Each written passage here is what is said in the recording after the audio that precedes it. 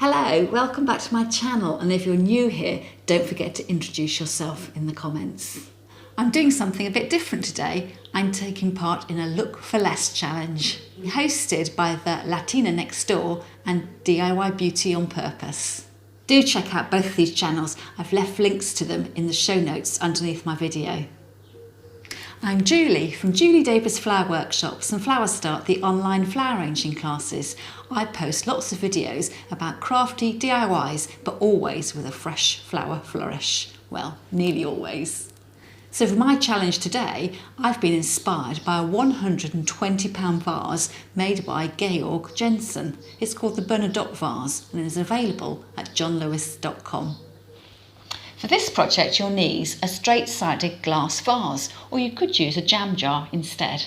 The Bernadotte vase looks like it's made with tiny metal tubes. I'm going to get my look for less by making paper straws out of newspaper. I'm going to be using a kebab stick to roll my newspaper around, and my top tip here is to roll diagonally from corner to corner.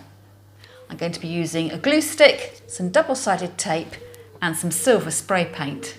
I'm also using a tape measure as well, just so I can measure around my vase and then from there work out how many of the paper straws I need. Partway through the project, I decided not to add my paper straws direct onto the glass. I decided to make a cuff instead, so I can make a taller vase. So you'll need a piece of cardboard to do that. I used an old cereal box.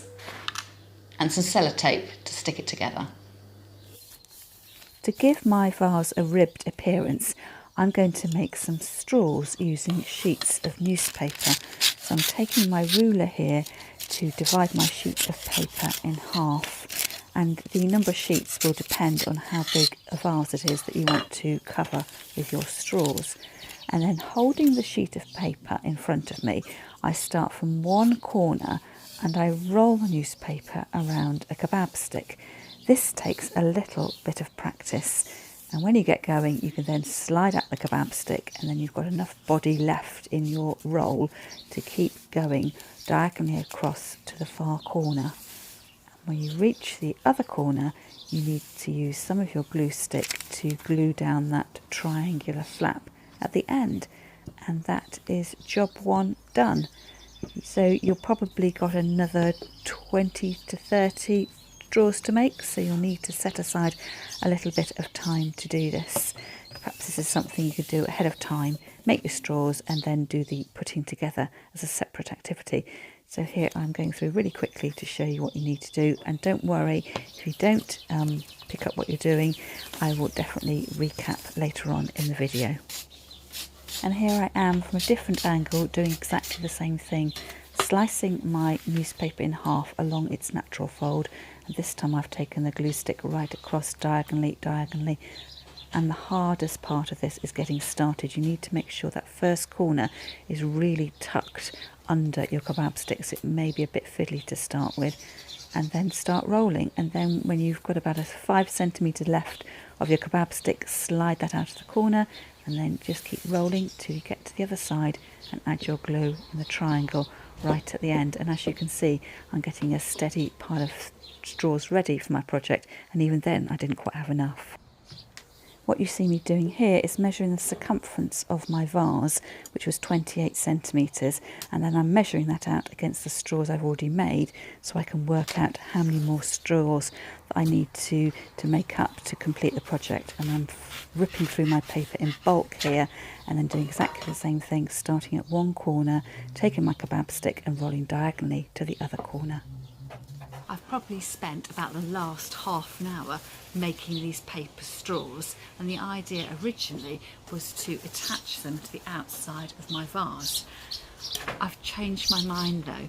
I've decided that my vase is a little bit short and I want to make it a bit taller, so I'm going to wrap it around in card, attach the paper straws to the card, and then it means I can take my vase in and out of the sheath that I'll be creating, so I can always keep my vase really clean, and that'll be great for the fresh flowers that I'm going to add.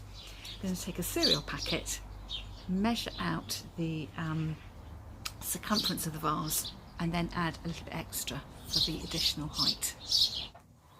As you can see, I'm laying out my tape measure on my cereal packet and cutting to size, just getting rid of the excess that I don't need and trimming off those flaps. And in the end, I decided to keep the card quite long, so it does make quite a tall vase.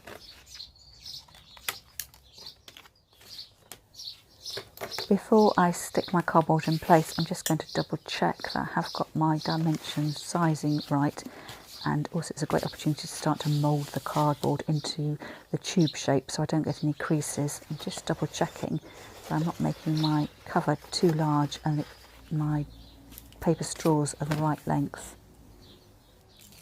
I then take my sticky tape and I'm fastening onto the corners first of all, so I want to get those in place, and as I wrap the cardboard into the tube shape, being extra careful not to crease and fold it. I want a nice cylinder, and then I'll just double check I can slide that comfortably over my vase. That all looks okay, so I'll go ahead and tape down the length of the tube, and just, as I say, double checking that it's not getting squashed. And there's my finished tube, and inside is my vase for my fresh flowers, so I can clean that out in between each bunch of flowers. The next thing I'm going to do is to put some double-sided tape around the tube and then start to lay on my paper straws. And then when I've done that, I can hot glue them in place if needs be and get my spray paint out. And what I'm doing here is adding on my double-sided tape. I end up doing, I think, 4, if not possibly 5 fixings to this. So I want to make sure that my straws can be held firmly in place, although I do later on go in and add in some hot glue at the top and the bottom, peel off the backing tape and then start placing my straws. And they do adhere quite well, but it's you definitely need the hot glue as well. So moving slowly and carefully, butting them up together, you will find that your straws, well, mine anyway, some had a skinny end and a thicker end, so you may need to put them sort of top to toe in order that you get them straight and that you haven't got any obvious gaps. I'm measuring here to see how many more straws I need to make. I didn't make enough the first time, and to temporarily hold everything in place, I'm wrapping elastic band over the top and the bottom edge, just so things don't fall off while I'm still working. And once I've made my straws, I'm going to quick recap here, cutting the newspaper in half and then rolling diagonally from corner to corner. And when you've got up so far with your kebab stick, slide the kebab stick out, and then you can sort of freehand it to the other side and then glue in at the top. So by now, hopefully, you'll be well and truly practiced about getting this technique right. And I think probably I'm going to show you one more time as well. So the hardest bit is getting started, really making sure that corner is tucked under the kebab stick. And sometimes I found that I wasn't going diagonally across to the other side and I was going a bit skew-if, so some of my straws I did unravel and start again. But once you get the technique, you'll be set to go and you'll be making these in your sleep. Once I've made my extra paper straws, I then lifted up the elastic band and slid those additional straws onto my tube, making sure they were sticking to my double-sided tape. And then using the inner cardboard tube as a guide, I go through and trim the straws to length at both ends of the tube. Next job is to get my hot glue gun out. And here you see me gluing my straws and going between each of the straws, probably about 1.5 centimetres at either end of the tubes, and they were sticking to each other and sticking to the tube itself. I then take my dust sheet out onto my lawn, remove the elastic bands from my tube, and I'm going to use the silver spray I've got to hand and give that a good shake and lots of light coats. So I probably gave it 2 complete coats altogether, turning the tube as the paint dried and making sure as well that I sprayed into the end of the tube where the cut ends were, and just to cover the inside edge in case it was seen. And here is the finished cover for my glass vase. Doesn't it look fantastic? Now, I had all the materials for this in my crafting stash, but probably altogether I spent less than £5, so I've saved myself a whopping £115. Next, I'm going to arrange some flowers. so I need to add water to my vase. I'm keeping it simple with my vase today. I've got a stem of fatsia from a plant growing in my garden and some choisia. Take off any leaves you've got growing on the side shoot, so it's the stem only that's in your water. Otherwise the leaves will rot off and turn your water really stinky. I'm just making sure that the stems are ending up in the water. I don't want my leaves to die. As my vase is so tall, I've purposely picked greenery that's got some length to it as well. This is sedum, or the ice plant. Again, I'm going to take off the leaves. I don't want anything in my vase except for that long straight stem. Recut the ends and add it in.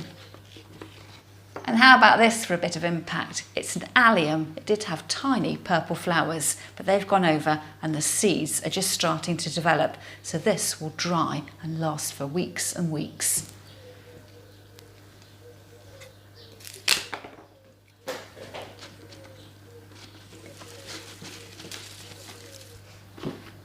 Looking good, eh? And for a bit of colour, this is Montbretia. So recut the stem and add that in too. And finally, I found another allium seed head. This one's a bit smaller.